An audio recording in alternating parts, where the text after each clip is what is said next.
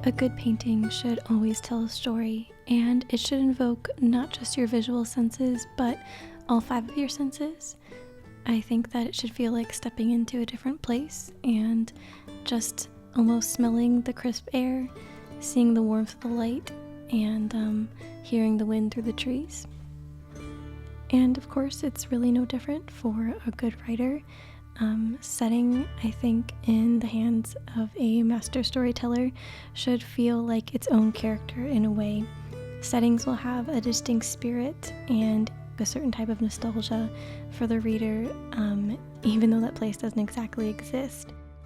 The most difficult thing about capturing a setting as iconic as the Shire in a painting is not only the symbolic meaning of that place as home to the hobbits, but also foreshadowing the Shire's own evolution by the end of the novels. Just like in a great story, there is no depth in a painting without the lightest of lights and the darkest of darks. As is pretty normal when you're sort of translating your preliminary sketch and stuff onto the actual gesso board canvas, things change a little bit, and at the last minute I decided to add in a little bridge in the foreground, but I had to think about how it was working overall, and I kind of think that it's just a little bit misplaced, because basically I'm looking at the silhouettes and the layers of the foreground all the way towards the background of the hills, and that slope in the first foreground is almost too perfect.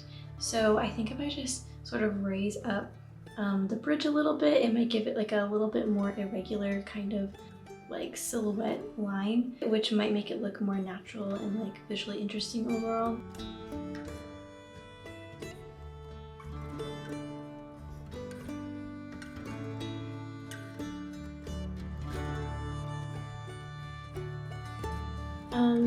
I'm still not super happy with it. I think it's just the position of where it is overall. It feels a little too big just for the subtleties and the delicate kind of, delineation I'm trying to make. These are the kind of things that you want to figure out in the actual sketching on paper stage, but sometimes things just look a little bit different on the actual gesso board.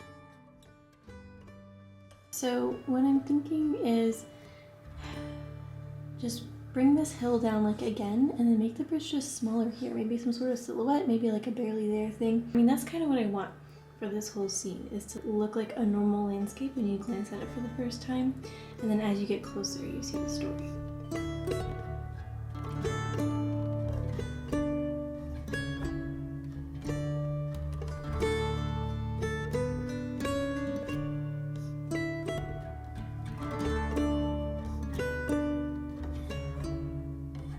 So, not only was Tolkien one of the best storytellers of all time, he was one of the best scholars of his time. His encyclopedic knowledge of medieval ballads, Celtic stories, and ancient languages makes his understanding of the human capacity to create stories and the human need for stories just unmatched. And so, what makes the Shire such an anchor setting in Lord of the Rings is its roots in reality. It really is the bridge from our world to Middle-earth, because it subtly reflects what was lost at the turn of the modern era. I think it's in the Shire's slow simplicity and just the joy of ordinary things that we can't help but feel like the Shire is a place that we've been before, somewhere deep in the years of childhood. And perhaps it's a little utopic, but it has the quirks and small-mindedness of a hometown.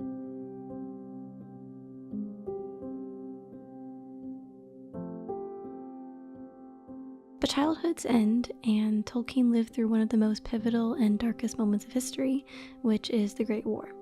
And World War I pretty much shattered whatever was left of the pre-industrial 19th century. The Shire and Hobbiton and the memories of that place that the characters bring with them throughout the novel, it's a longing for the type of home that only exists in the past. But for Tolkien's generation of writers, so many soldiers who came home from war wrote about its bleakness and the shell shock that they experienced just relentlessly. And I know that Tolkien wanted to distance his work of fiction from World War I, but I think it's even the subconscious roots of reality that make this setting so successful. Unlike the story arc of a novel like All Quiet on the Western Front, where all the characters die and never return home, Tolkien chose to use the idea of home and preserve it a little bit, and even breathe new life into a renewed version of the Shire. The Hobbit's home is definitely not unaffected by the War of the Ring, so the portrayal is honest. But in contrast to other pieces of contemporary literature, Tolkien's deep knowledge of human narratives preserved this balance of light and shadow in his work, because there's always redemption. And I think he understood that too much darkness creates a picture that's just as flat as one with too much light.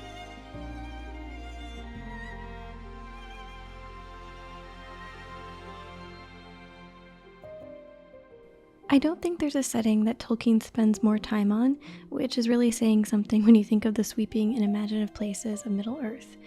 And even in the beginning of the Fellowship, Frodo's hesitation to leave is really relatable. And despite our eagerness as readers to get to the adventure itself, when Frodo procrastinates the start of his journey to the autumn, I think there's a part of us that always wants to stay in the Shire too. The Lord of the Rings is no doubt a coming-of-age story as well as a sweeping epic, but it's also a story about the loss of innocence. And just like when the hobbits leave home for the first time and they set out on the unknown, I think there's a really similar sense to every human as we kind of grow up and leave our homes and become adults, that we have to lose some of our innocence, because if we learn how to deal with that in the right way, that's actually what makes us more self-aware and more able to understand our capacity. There's real evil in Middle-earth, just like there's real evil in our world, and it would be just as evil to ignore it as to participate in it. When you encounter something truly dark for the first time, or at least something that is very much outside of your worldview, you have to do a lot of internal negotiation. I mean, evil can't really be controlled. It's going to happen no matter what, and I think it's just how we choose to react to it that shapes us as people. And I mean, I don't think there's a more quintessential story for all of that unfolding on a personal scale and a large scale than Lord of the Rings.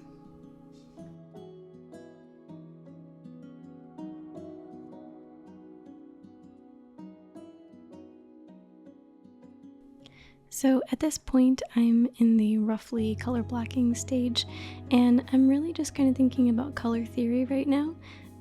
The layers that are furthest back are going to be the lightest. They're going to kind of blend with the sky, and then I'm kind of working on my cool and warm colors just to see how they're going to interact with each other and how those shadows are going to be placed, and just where the warmth and the light is going to be coming from. And how it all kind of ends up to be a little bit warmer towards the foreground to create almost a frame-like effect. And so yeah, all of this is probably going to change as I continue on. I'm just doing this to, like, I don't know, get a feel for the land and sort of break into the painting for the first time. And I think if I was a little bit more comfortable with alla prima and just really loose brushstrokes, which I'm trying to force myself to do, I'd be a little bit more strategic about where I'm placing everything and not go into it with a mindset of like experimental.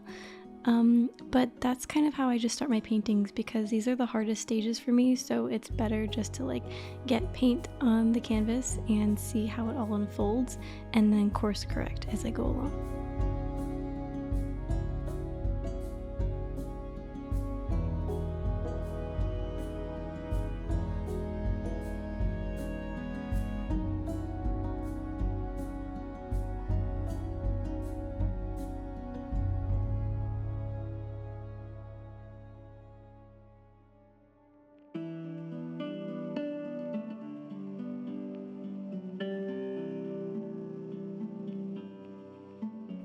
In my painting, I wanted to give the Shire a welcoming yet somewhat closed off feel. Like there's this beautiful expanse in the distance and it just sort of stretches onward and the light draws you in. But in my landscapes, I often use like a darker foreground to anchor and frame the landscape and create a deep value scale. But in this particular piece, I wanted to make sure the foreground was dark in a way that almost made you feel like you couldn't quite find a pathway through into the Shire itself. Like you could only see it from afar, and I think that just sort of metaphorically encapsulates how Tolkien writes the Shire in his novel. And to me, this kind of mirrors Tolkien's foreshadowing about the Shire, because I think as he writes it in all of its beauty and peace, he kind of knows that the hobbits will not ever be able to return to the original Shire that they left, for a lot of reasons, mentally and physically. And so I just wanted to kind of give that sense that what you're looking at is probably more of a memory than reality.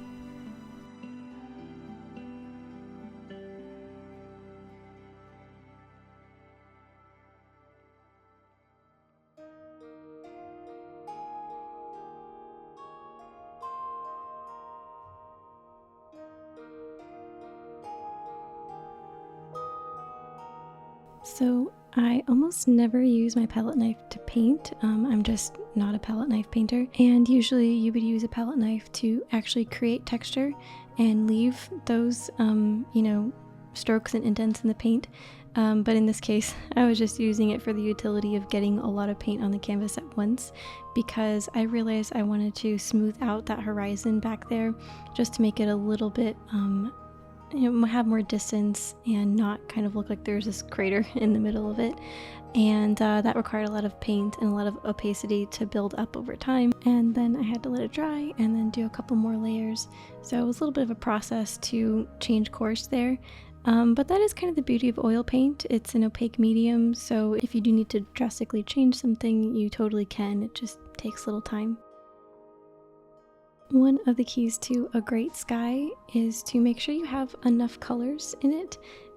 If you were to take a little time just observing the sky at different points throughout the day, even on a clear day like at about noon, you're still going to see a wide variation of blue. You're going to see like almost white near the horizon, and then it'll kind of go into that deeper cornflower blue. But this really changes with the atmosphere. If it's raining, if there's more moisture, you'll see a lot of different colors. So I just try to incorporate as many colors as I realistically can to give it a luminosity. And it works really well to use subtly complementary colors. So I use a little bit of cadmium orange and cadmium yellow and blend that with a lot of white up into King's Blue, and that all kind of works together really well, since King's Blue is a little bit on the warmer side and just meshes super well with the cadmiums, which are really bright and great for lighting.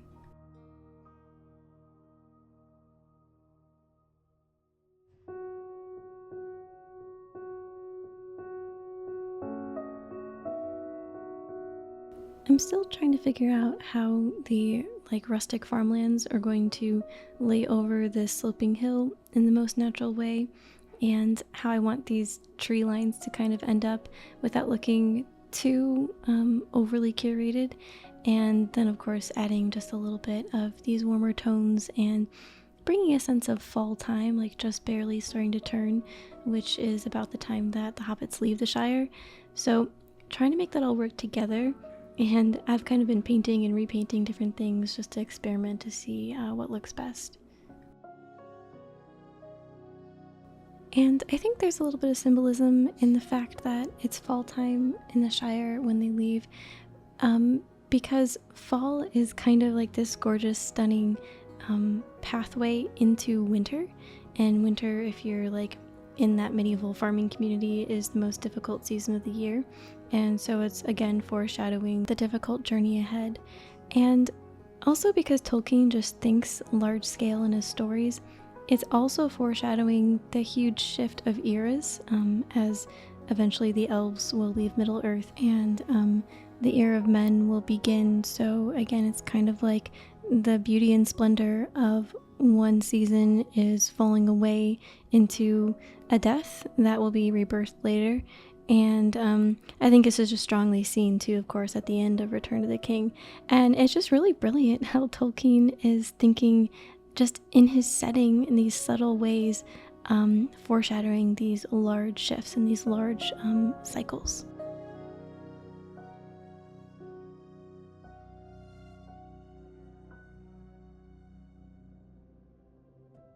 It's speaking of cycles, I really wanted the lighting in this painting to be very clearly morning time because it's, it's the beginning of the story, but I also find that morning light and evening light at just the right time can look really similar to each other. And I've always thought this ambiguity really fascinating in my paintings. So while this is definitely morning, I think if you look at it more and take in all the colors, you could almost see a little bit of evening in it too. At least that's my plan for the end result. And I just really like the ambiguity because it points to that circular shape of a great story that you always have to end up where you once began. And there's really no better place to start than home. And I think the Shire is kind of everyone's home, from its resident hobbits to Tolkien himself and to us as readers. So I still feel like because the Shire is arguably the most important setting in all of Lord of the Rings, there's so much more to say about it, and hopefully I can bring out some of those threads in part 2. Keep an eye out for that, it'll be coming out really soon.